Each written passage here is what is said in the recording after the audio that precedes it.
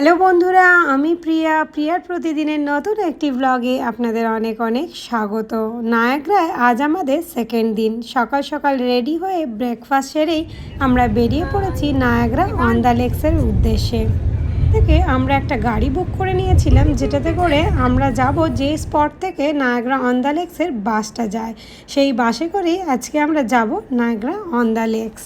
আজকের ওয়েদারটাও ভীষণ সুন্দর। কোথাও ঘুরতে যাওয়ার সময় এরকম সানি ওয়েদার থাকলে মনটাও কিন্তু ভীষণ খুশি হয়ে যায়। আর চারিদিকে সিনারিটাও এত সুন্দর, যেদিকেই তাকাচ্ছি পুরো সবুজ আর সবুজ। গাড়ি করে 10 মিনিট আসার পরেই নেমেই দেখছি এই অন দ্য লেকসের বাসটা তখন ছাড়বো করছে। তাড়াতাড়ি করে ছুটে আমরা বাসে উঠে পড়লাম। বাসে উঠতে না উঠতে বাসও ছেড়ে দিয়েছে। এই বাসে আমাদেরকে এখন 20 মিনিট মতো যেতে হবে। আর এইগুলো হচ্ছে ওয়াইন ইয়ার্ড। এখানে প্রচুর এরকম ওয়াইন ইয়ার্ড দেখা যায়, যেখান থেকে ওয়াইন তৈরি হয়। গল্প করতে করতে বাসে করে আমরা পৌঁছেও গেলাম। নেমেই তোজো এরকম একটা ছোট্ট কাউ দেখে তাকে আবার জুস খাওয়াচ্ছে। নিজে জুস খাচ্ছিল, সেটাই আবার তার মুখে ধরেছে।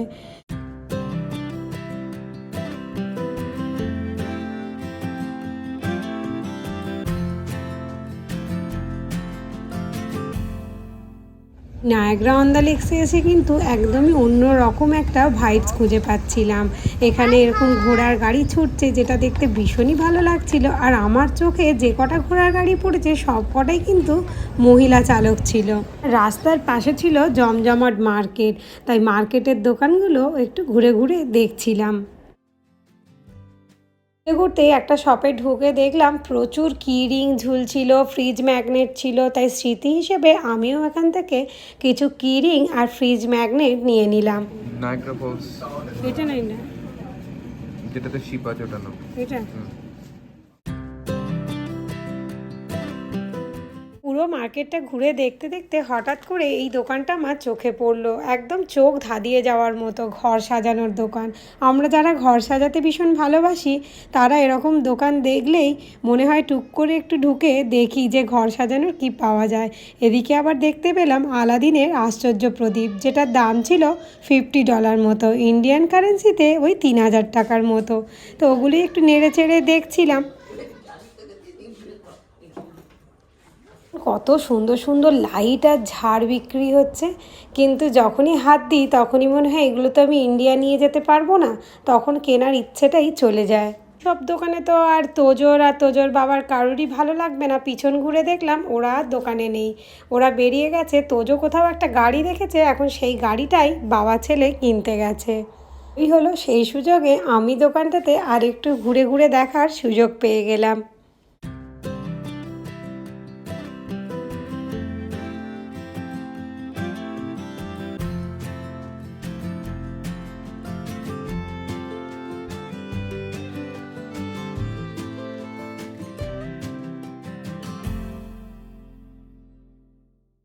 হঠাৎ করে মিউজিকের আওয়াজ শুনে রাস্তায় গিয়ে দেখি যে এরকম বাইকের র্যালি যাচ্ছে। আর এখানে বাইক তো সচরাচর দেখা যায় না, তাই আমিও একটু ক্যামেরা বন্দি করে নিলাম।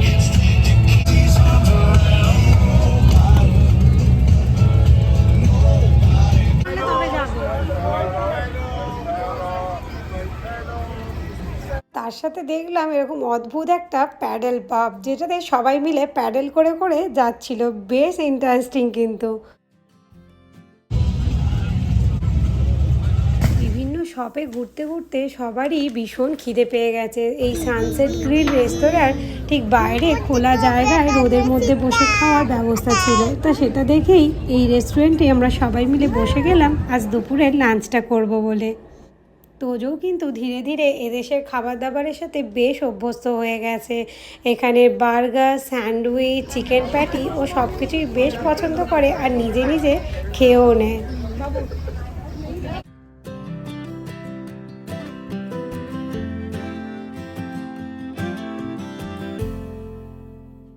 কেটে ঘুরে ঘুরে কিন্তু আমরা বেশ খানিকটা সময় কাটিয়ে ফেলেছি। এবার আমরা লেকের দিকে যাব, তাই লাঞ্চ শেষ করে তড়িঘড়ি হাঁটতে শুরু করলাম।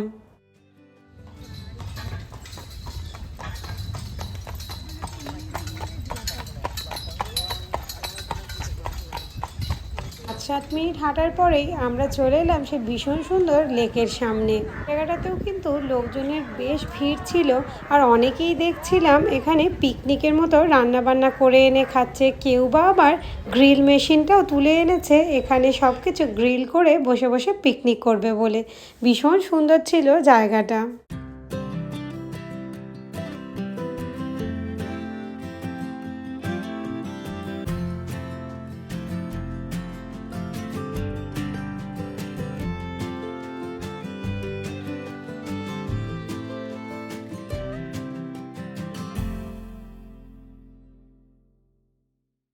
তোজো এখানে আসা থাকে এই স্টোন ছোঁড়ার কাজে ভারী বিজি। আমার তো মনে হয় যে এই স্টোন ছুঁড়ে ছুঁড়েই ও লেকটা আজকে ভরিয়ে ফেলবে।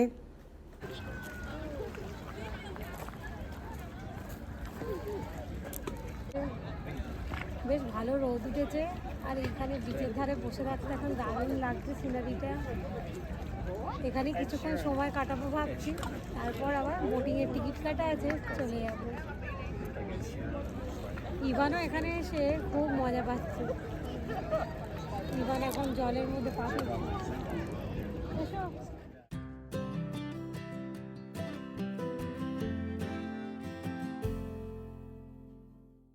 অনেকক্ষণ থেকেই তোজো বারবার জলে হাত দেওয়ার বায়না করছিল, তাই ওকে সঙ্গে করে নিয়ে গিয়ে একটু জলটায় হাত দিচ্ছিলাম। তখনই সামনে থেকে এরকম একটা সুন্দর কায়াক যাচ্ছিল। লেকের শান্ত জল আর দুজনে কি সুন্দর কায়াক চালিয়ে যাচ্ছে, কি সুন্দর লাগছে না? চলুন আমরাও এবার বাড়ির পথে আস্তে আস্তে রওনা দেব। বিকেলে আবার আমাদের বোটিংয়ের টিকিট কাটা আছে। বাড়ি ফেরার পথে আমাদেরকে এই বাসটা চেঞ্জ করে উইগো বাসে উঠতে হবে, আর তখনই এরকম একটা ফ্লোরাল ক্লকের সামনে আমাদেরকে নামিয়ে দেয়। সেখানে বেশ খানিকক্ষণ সময় কাটালাম, কাটিয়ে আমরা নেক্সট বাসে উঠব। এই ফ্লোরাল ক্লকটা ভীষণ সুন্দর আর বিশাল বড়, আর তোজো অলরেডি বাসে ঘুমিয়ে পড়েছে, তাই ওখানে ঘাসের উপরে তোজোকে একটু শুইয়ে দিয়েছি।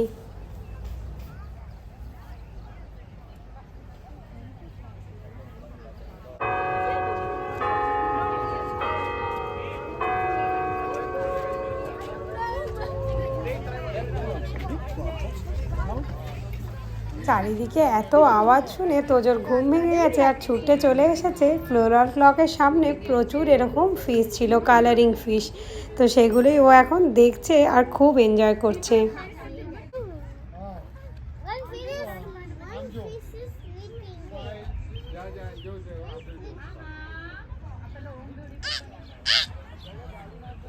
और ये सब जाएगा ना बस में, बहुत सारे लोग भी जाएगा बस में।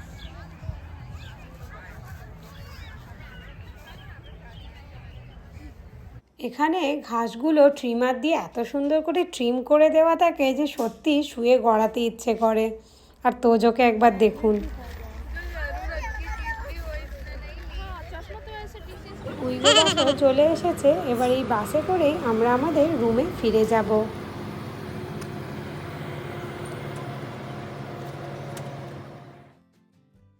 আগের বার যখন নায়াগ্রা এসেছিলাম হাতে সময় ছিল খুবই কম, তাই এই অন্দা লেকসে আর আসা হয়নি। এই অন্দা লেকসের অভিজ্ঞতাটা ছিল দুর্দান্ত, সেটাই আমি আপনাদের সাথে শেয়ার করলাম। আজকের ব্লগটা আমি এখানেই শেষ করছি। ভালো লাগলে লাইক করবেন আর একটা ফলো করে দেবেন। টাটা।